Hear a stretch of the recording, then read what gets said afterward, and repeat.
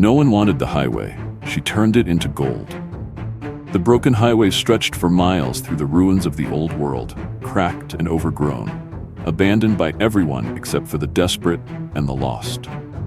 When Maya was banished, cast out for a crime she didn't commit, they sent her there, to the road where nothing lived and nothing could last. She arrived with a single backpack, a bedroll, and her mother's faded market ledger.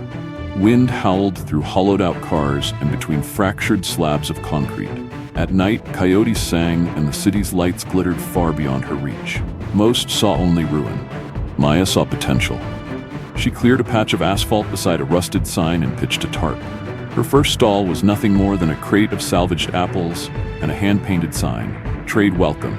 All are safe here." The world, as always, began to notice. Survival was a lesson in improvisation. Maya foraged for wild greens along the highway's edges, scavenged supplies from abandoned rest stops, and set snares for rabbits in the overgrown medians. When rain came, she collected water in every jar and can she could find. She kept a careful ledger, bartering her finds with the rare trucker or drifter who passed. Slowly, others appeared. A pair of old mechanics, eager to escape the city's politics, set up a tent with a battered toolkit and offered repairs in exchange for food. A woman with a newborn traded jars of homemade jam for medicine. A teenage boy, nimble and clever, brought her news and scraps from the city in exchange for hot meals. Maya welcomed them all, giving each a patch of pavement to build upon. The highway, long silent, began to hum with quiet hope. Rumors of a market on the broken highway began to spread. People whispered about a place where no one was turned away, where you could find food, repairs, a safe bed, even laughter. Merchants and wanderers trickled in, each bringing something new. A cobbler with a trunk of old shoes, a baker traveling with a solar oven, a nurse who traded her care for warm bread and stories. Maya organized everything with ruthless kindness. No cheating, no fighting. Everyone helped keep the peace. She started a rule. What you bring, you can share. What you need, you can ask for. Barrels became market stalls. Old cars transformed into kitchens and sleeping quarters. By the end of the first season, the market stretched the length of an entire exit ramp. From her little stall, Maya watched strangers become neighbors, and the empty road come alive with color and purpose. No one wanted the highway until she made it golden. As summer faded, the market grew. What started as a handful of hopefuls became a gathering of dozens. Old buses became dormitories, street artists painted murals along battered guardrails, and musicians played for coins and bread under the shattered overpass. Maya listened to every story. A grandmother from the mountains seeking medicine for her village, a mechanic running from city debts, a group of teenagers looking for a future that wasn't just survival. She mapped out plots, organized cleanup crews, and invented market days. A schedule so everyone knew when to bring goods, when to trade, and when to rest. Trust, once a luxury, became the market's currency. Trouble sometimes arrived. A gang of thieves tried to extort vendors, but Maya's friends banded together, driving them off with a mix of clever traps and unshakable unity. By autumn, the broken highway was known far beyond the city as the Golden Road. With winter came new challenges. Freezing winds swept through the market, and some stalls collapsed beneath the first snow. Maya organized a building crew to insulate the largest vehicles and set up shared fire pits along the center median. She set up a warm bank, collecting blankets, coats, and boots for anyone in need. Donations arrived from grateful customers and city folk who'd heard rumors of the market's generosity. The highway became a place of refuge. Travelers who'd lost everything were fed and clothed, then asked to help. Repair a stall, clean up debris, teach a new skill. A school began inside an abandoned RV, where children learned letters, numbers, and how to barter with kindness. One night, as Maya patrolled the market, she heard laughter rising above the wind, a sound that told her they had built more than shelter. Growth brought both opportunity and threat. City officials took notice, some curious, others suspicious. A man in a suit arrived, offering to license the market for a hefty fee. Maya stood at the center of the crowd, holding her mother's old ledger, and refused. This market belongs to everyone who needs it. We don't pay for the right to survive. Word spread fast. Maya would not be bought. That winter, a merchant's caravan brought fresh fruit, silk scarves, and news. The market had inspired others. New trading posts appeared along abandoned roads, connected by trust and the promise of safe haven. The Golden Highway became more than a place, it became an idea. And Maya, once in exile, was now the keeper of its heart. Spring returned with floods. The river that paralleled the highway overflowed its banks, turning some market stalls into islands overnight. Vendors scrambled to save goods. Maya organized teams to haul sandbags and build walkways from broken pallets and planks. It was a test of the market's spirit. Neighbors helped neighbors, sharing food and shelter with those whose stalls were washed away. As the water receded, Maya gathered everyone in the center of the market. We rebuild together, or not at all. This spirit drew even more people: fishermen, crafters, a pair of engineers with blueprints for water pumps and raised beds. By summer, the market was more resilient than ever, a patchwork of colors and voices thriving where once there had been only silence. The world beyond the highway kept changing. Rumors of unrest in the city reached the market. Shortages, protests, even violence. Refugees began arriving, some with little more than the clothes on their backs, others with skills, stories, and news. Maya welcomed them all, but she set boundaries. No one takes by force. No one turns anyone away hungry. We solve our problems face to face. A doctor fleeing the city opened a small clinic in a repurposed shipping container. Teachers organized evening classes. Engineers repaired the highway's ancient solar panels, bringing light to the darkest corners of the market. With every new arrival, the community grew stronger and wiser. But as the market prospered, old powers took notice. A coalition of city officials, envious of the market's independence, threatened to send in police and bulldozers. Maya called a meeting at sunrise. Leaders from every stall and tent gathered, voices tense with fear and determination. "We stand for each other," Maya declared. "We have something they can't understand: trust." A plan was set in motion: alliances with neighboring markets, hidden escape routes, and a media campaign led by a group of storytellers and journalists now calling the market home. When the city's envoys returned, they found not a handful of squatters, but a thriving, organized community ready to defend their home with both words and unity. The Golden Highway would not be taken without a fight. Tension simmered as the city pressed its claim. City officials issued warnings. Police patrols circled at the outskirts. Vendors kept low, children stayed close, and Maya held emergency meetings beneath the overpass each night. But the market's response was not fear. It was innovation.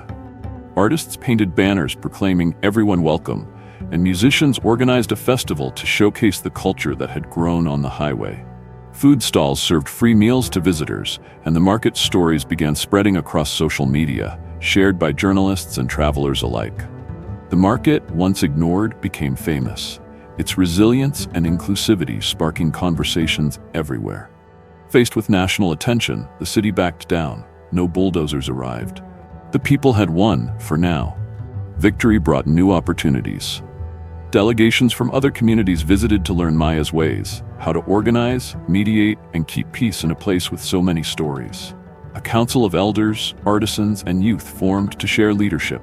Solar lamps lit every path, water pumps and gardens multiplied, and the school's lessons were broadcast by radio to distant listeners. With prosperity came diversity. Farmers and chefs introduced new cuisines, tailors taught sewing and repair, and a theater group staged plays beneath the old billboards. Maya finally took a moment to rest, watching the crowds weave between stalls, every face lit by possibility. She knew the hardest work was always just ahead, but for now, she allowed herself a rare smile. A threat returned, not from outside but within. Wealth and success attracted greed. A merchant tried to corner the fruit market, another spread rumors to claim more space. Arguments flared, and for the first time, a fight broke out between two vendors. Maya and the council acted quickly. A tribunal was held in public, every voice heard, and the truth laid bare. The guilty parties were not expelled but given a choice: apologize and work in the help tent for a month, or leave. Both chose to stay and serve, mending fences, literally and figuratively. From that crisis, the market grew even stronger. Rules became clearer, conflict resolution became part of school lessons, and everyone remembered. This place survived, not because of gold, but because of trust. Years passed, and the market's fame only grew. What began as a lifeline for exiles became the heartbeat of the entire region. Trade routes from distant towns converged at the Golden Highway, caravans bringing spices, textiles, solar batteries, and rare seeds. A new section of the market formed on the old on-ramps, specializing in crafts and inventions. Inventors displayed wind-powered fans, bicycle-powered pumps, and art installations made from reclaimed highway signs. Maya mentored young leaders, teaching them the values of fairness, listening, and collective work. When drought hit the farms to the east, the market's food stalls responded with a coordinated drive, sending surplus goods to the hardest-hit villages. No one went hungry on Maya's watch, not if the market could help it. With growth came new responsibilities. The council expanded to include voices from every stall, age group, and background. Disagreements happened, but always in the open, at big, boisterous meetings under the old overpass where everyone was welcome to speak. A library opened in a gutted bus, filling with donated books and shared knowledge. Doctors, engineers, and teachers arrived to offer clinics, workshops, and hope.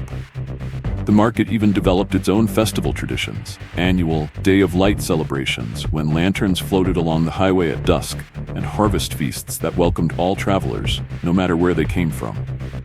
Maya's Golden Highway was now a community that knew itself, flaws and all. But life on the highway was never easy. A powerful storm swept through, destroying several market stalls and scattering goods across the asphalt.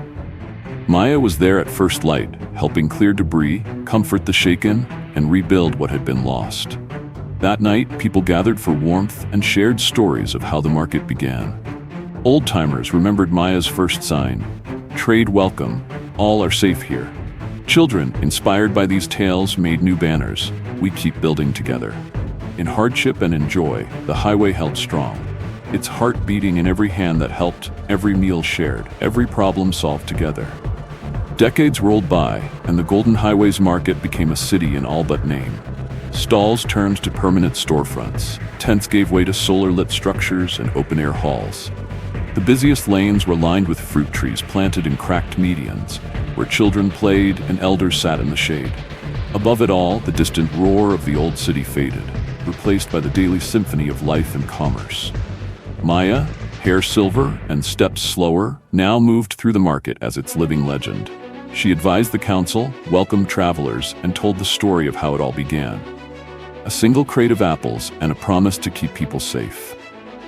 The council had become a tapestry of backgrounds and talents: engineers, poets, cooks, builders, former outcasts, and ambitious youth. When arguments erupted, Maya's wisdom was their compass. The only gold here is trust. A great celebration marked the 50th year of the market. Thousands gathered, vendors, visitors, musicians, and those whose lives had been saved by the Golden Highway. At dusk, Maya stood at the center, lantern in hand, her voice steady. "No one wanted this road. We built something golden because we built it for each other. Promise me you'll keep trading hope long after I am gone." The crowd answered with cheers, laughter, and tears. That night, as lanterns floated into the sky, Maya felt the deep peace of knowing she had truly changed the world. Maya's final years were filled with both reflection and renewal. She spent mornings teaching children to barter with fairness and afternoons walking the market's ever-expanding lanes. She listened as new leaders debated and stepped back so others could rise. She watched as her old stall was turned into a museum, walls lined with ledgers, photographs, and the first sign she'd ever painted. Her favorite days were the market's festivals, when people from every walk of life danced together, exchanging stories and food. No one left out, no one turned away. When illness finally came for her, Maya chose to stay in her own little tent. She asked only that her friends visit and tell her the latest market gossip. On her last night, the entire market gathered quietly outside, lighting lanterns and singing the old songs that had brought them through every hardship. Maya drifted to sleep with a smile, the music of her market ringing in her dreams. After Maya's passing, the Golden Highway lived on, not just as a place, but as an idea. The council planted fruit trees in her honor, renaming the central avenue Maya's Walk. Travelers and merchants came from all corners of the world, eager to trade, learn, and belong. The museum in her old stall became a pilgrimage site, and children learned to read by tracing the faded words on her first sign: "Trade welcome. All are safe here." The Golden Highway's traditions endured. Open debate, shared meals, and the annual lighting of lanterns for every friend gained and every hardship survived. Even in the face of storms, droughts, or distant threats, the market adapted, thrived, and grew. And through it all, Maya's lesson was never forgotten. The road no one wanted became a city of gold. Because trust is what makes any place worth living.